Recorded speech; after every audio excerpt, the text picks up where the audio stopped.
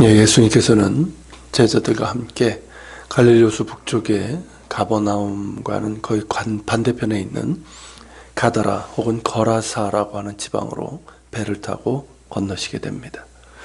그런데 도중에 갑작스러운 풍랑을 만나게 되죠. 갈릴리 호수를 가보신 분들은 알겠지만 육지로 한다면 주변이 산으로 둘러싸인 분지와 같고 북서쪽에 막달라 평지라고 하는 그 지역만 뚫려 있는 그런 지형적인 특성을 갖고 있습니다. 그러다 보니까 우기인 겨울이나 우기에서 건기로 바뀌는 시기에는 북서쪽에 뚫려 있는 곳으로부터 마치 터널을 빠져나오듯이 찬바람들이 한꺼번에 몰리게 되고 호수의 따뜻한 바람과 부딪히면서 갑작스러운 풍랑이 일어나게 됩니다. 보통의 호수에서는 볼 수 없는 큰 풍랑이 일어 지금도 배가 전복되거나 도로까지 물이 차서 자동차들이 휩쓸려가는 일이 일어납니다.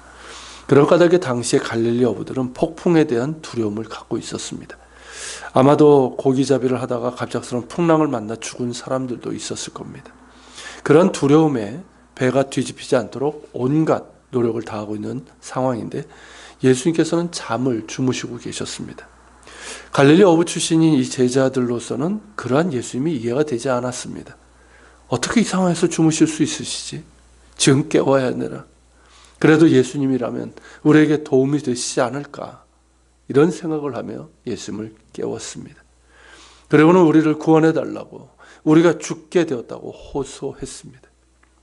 그런데 예수님께서는 어찌하여 무서워하느냐? 믿음이 적은 자들아 하시면서 오히려 제자들을 꾸짖으셨습니다. 제자들은 어리둥절했습니다. 지금 왜 우리를 꾸짖으시는 거지? 게다가 지금 왜 믿음을 말씀하시는 거야? 지금 어떻게 해야 이 위기를 벗어나야 할지를 말씀하셔야지. 지금은 믿음이 필요한 상황이 아니잖아. 그런데 이번에는 큰 소리로 제자들이 아닌 바람과 바다를 향해서 말씀하시는 겁니다. 미친 듯한 바람과 파도를 향해서 잠잠하라고 꾸짖으시는 겁니다. 아니 뭘 하시는 거지? 자신이 누구라고 생각하기에 바람과 파도에게 잠잠하라고 하시는 거예요. 도대체 제정신이신 거예요?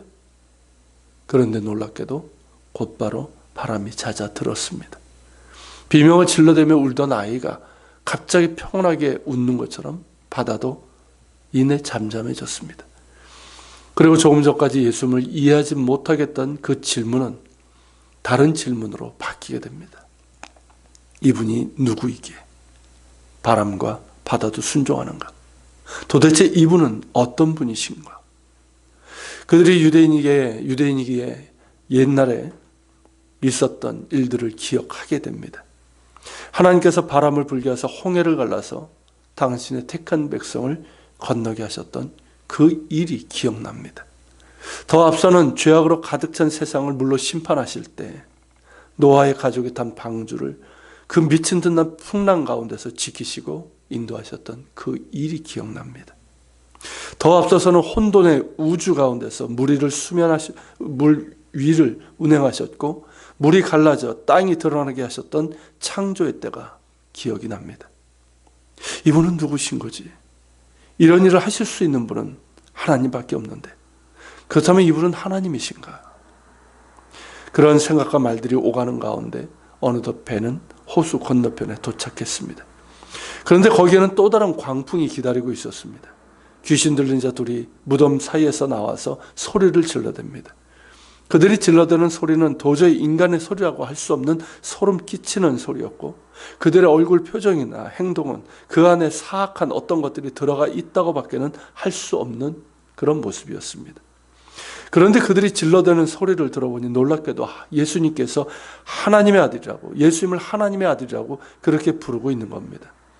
장정 수십 명이 달려들어도 제어하기 어려운 귀신 들린 자들이 예수님 앞에서는 꼼짝도 못할 뿐만 아니라 예수님께서는 그들 안에 있는 실체가 무엇인지를 아시는지 엄히 꾸짖으시면서 밖으로 나갈 것을 명하셨습니다. 그러자 그 둘 안에 있던 귀신들은 근처에 있는 돼지떼에 들어가길 청했고 예수님께서 허락하시자 이내 돼지떼에게로 들어갔는데 그 순간 돼지떼들이 미쳐 날뛰면서 갈릴리 호수로 내달려 몰수하고 만 겁니다. 사실이라고 믿기 어려운 일이 제자들의 눈앞에서 벌어진 겁니다. 그런 가운데 제자들에게는 배에서 가졌던 질문에 대한 답을 찾게 됩니다. 이분이 누구에게 바람과 바다도 순종하는가? 이 질문에 대한 답은 귀신 들린 자들의 입에서 나온 소리처럼 이분은 하나님의 아들이신 것이 맞는 것 같습니다. 그렇지 않고는 이런 일은 절대 불가능하고, 또한 귀신 들린 자들을 구원하실 때도 하나님의 아들이 아니라면 이런 일은 있을 수 없기 때문입니다. 이분은 하나님의 아들이신 것이 맞습니다. 이어서 제자들은 또 다른 질문을 갖게 됩니다. 우리는 하나님 나라가 이 땅에 임하기를 기다리고 있는데 하나님의 나라가 이 땅에 임할 때 모습이 이와 같지 않을까? 하나님의 통치가 폭풍 가운데서도 나타나고 악한 영들이 자리 잡고 있는 곳에서도 이와 같이 나타나지 않을까? 하나님께서 명하시면 폭풍 같은 혼돈도 잠잠해질 것이고, 죄악된 세상을 유린하며 인간들을 탐욕과 파멸로 이끄는 사탄의 권세도 무너지지 않을까? 그렇다면 예수님으로 인해서 이미 하나님 나라가 우리 가운데 임한 것이 아닌가? 어떻습니까, 여러분? 제자들의 입장에서 이 두 사건을 보았는데, 제자들이 가졌던 생각과 질문은 우리가 갖는 생각과 질문이고, 그들이 찾은 답 역시 그러합니다. 예수님은 누구십니까?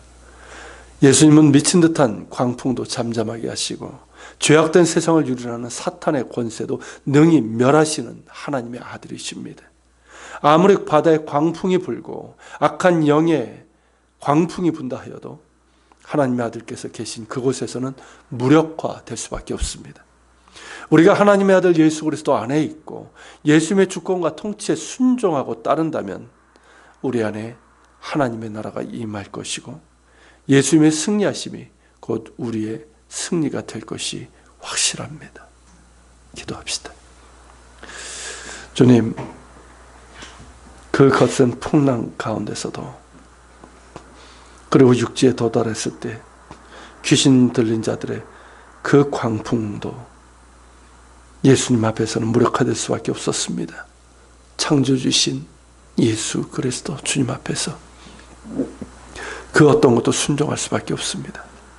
주님, 이 사실을 기억하며 하나님의 본체시며 하나님의 아들이신 나의 주 예수 그리스도에 대한 믿음이 우리 가운데 굳건하게 서게 하여 주시고, 또 예수님을 통해서 하나님 나라가 어떤 모습으로 임할지를 우리가 기억하며 온전히 예수님의 주권과 통치에 우리가 따르게 하시고, 그런 가운데 주께서 명하사 잔잔케 하시고 또 하나님 나라의 그 평화를, 승리를 우리에게 주심을 날마다 맛보며 살아가게 하여 주시옵소서. 기도하며 나아갑시다.